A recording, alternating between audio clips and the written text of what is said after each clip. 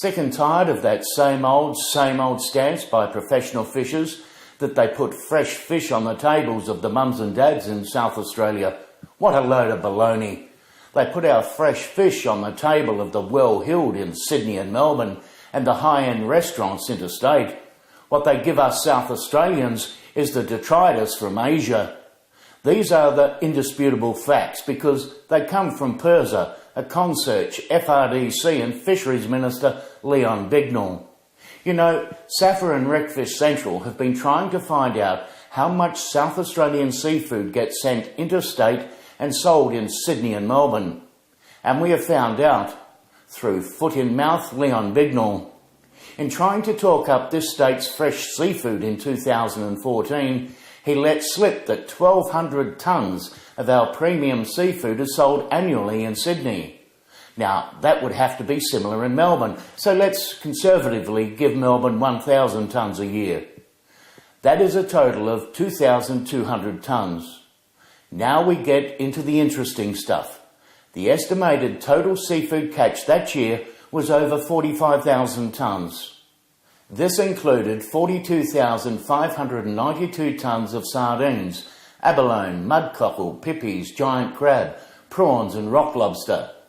These are the premium species and includes the 38,000 tonnes of sardines. The remainder, the finfish, totalled 2,609 tonnes and included blue crabs and southern calamari. Remember the claim by the commercial sector, we catch for all South Australians. Well, that's for a total of 45,201 tonnes in 2014. Now, let's take away the key species such as sardines, which are exclusively used for feeding tuna in Port Lincoln, the abalone and rock lobster that is almost exclusively for the export market, as well as the prawns, pipis, giant crabs and mud cockle. This leaves 2,609 tonnes of finfish.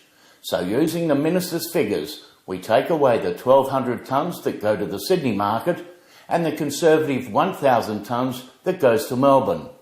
That basically leaves 409 tonnes for the South Australian market, or 15.6% of the total commercial finfish catch in South Australia annually.